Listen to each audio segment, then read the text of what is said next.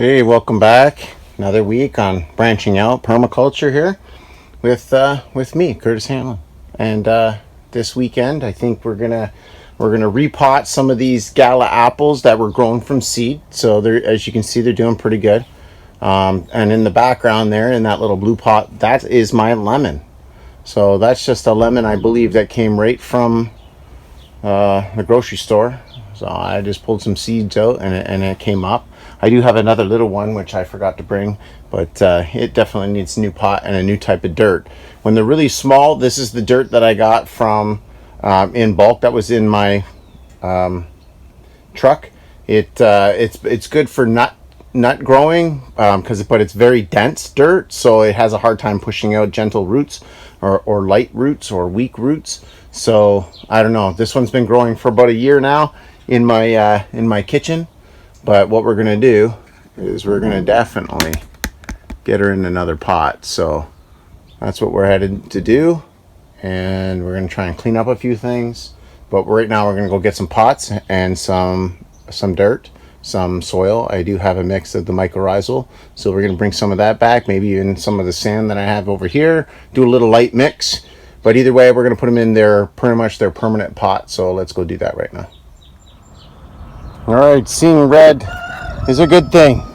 It means strawberry season. So I got one here. Could use another day or two. Maybe a little bit more water. And yes, I need to weed these. But yeah, there's quite a few in there. They're quite small, but that's probably because of the weeds that are growing with them. But yeah, we'll be checking in on those. Some nice red ones right in there. You can see them, eh? They're pretty. I'll be eating them. There's a few of them in there, though.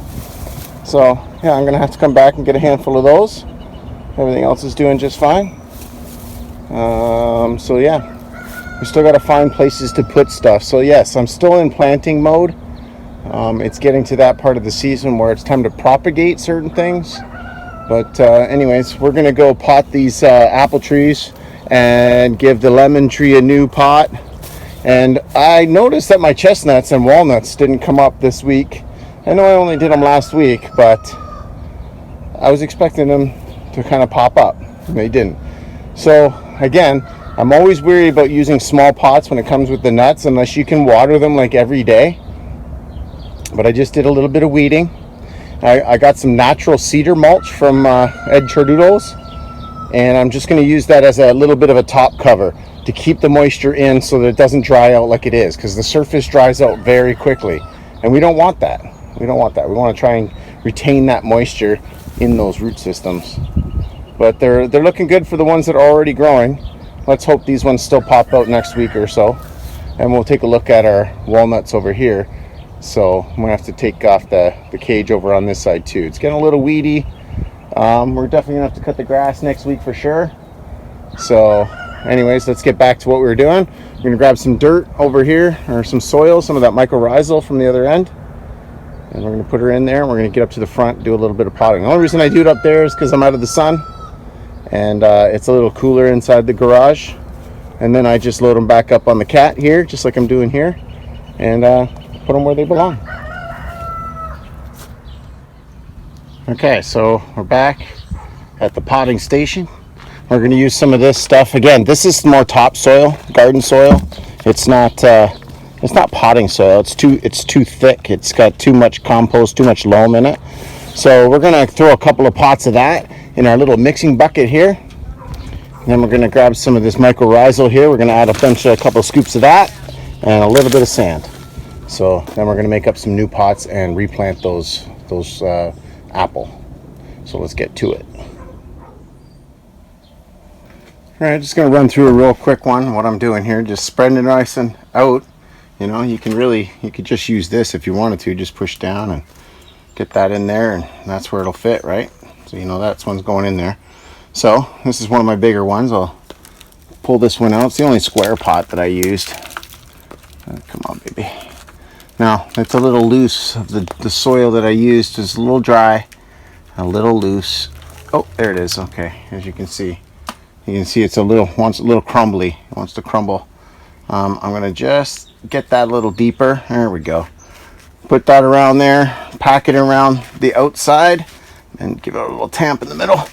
But then what I'm going to do is I'm going to take it outside, and I'm going to put some of the topsoil that comes out of these particular pots, which is the ones that came out of my truck. And I've already mixed this with a little bit of sand and mycorrhizal dirt, which is basically peat moss and perlite and I believe some compost.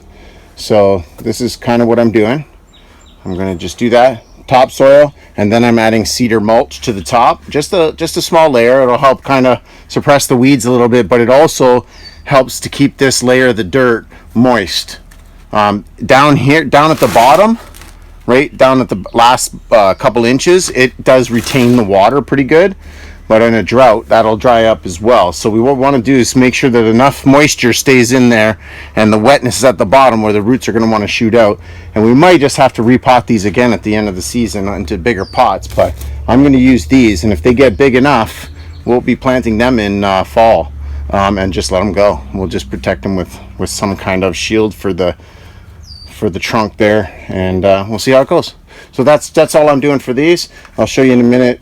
I only got 2 more on top of this to get done, and then we're gonna go put them back with the rest of the trees, and then we'll wing it and we'll see what we're gonna be doing next. I also got to do this lemon tree here too. So here's my lemon tree. I've been growing this for quite a while. So this is my lemon tree. I've been growing this for about a year now. You can see it's a little droopy down there. I don't like the droopiness a little bit. But yeah, we're going to get that into a big pot, like a big pot, one that I have that has handles on it, because I will be bringing this back into the house, so for the winter. For now, until I can get my greenhouse semi-heated. It's got to stay over maybe say 5 degrees Celsius in order to make some of my plants viable. Otherwise it'll be too cold. They'll just hit frost and die on me. So we don't want to do that. So let's keep going. All right, they're all done up with a little bit of topsoil and then the cedar. This is the natural cedar. So, well, it dries up really quick in the sun, but I'm hoping that underneath it's not. So we're just going to give it a really good drink, and then we're going to get back to the greenhouse and place them where they belong.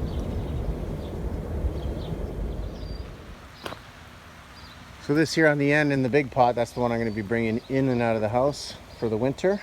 That's my lemon. Let's hope it really absorbs the sunlight out here. So far so good. It hasn't been overly hot yet. I hope it can handle it. And then these are the lilacs. These are a week old and I don't see any shrivel. My mom threw a few stakes in a couple of them just to keep them straight so they don't fall over. That's it. Doing good.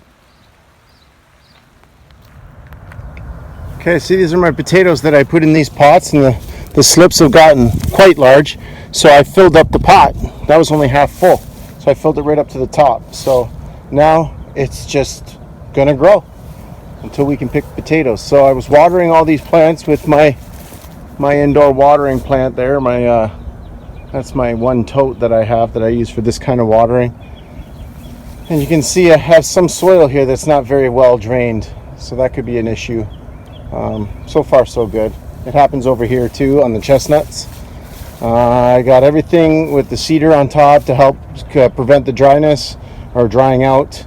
It's supposed to rain again, so we'll see how it goes. But yeah, so I've been weeding. I weeded out all of those strawberries, and here's my haul. So my first fruit haul of the season is this many strawberries. It's about half a quart maybe. So we're going to go check on the Haskaps, and that's pretty much it for the planting. And then maybe tomorrow I might get this apple tree in. I do want to put this apple tree in. I also have a few cherry trees. If I can figure out where the dwarf cherries will go, I might start doing the back tree line, which is way out there.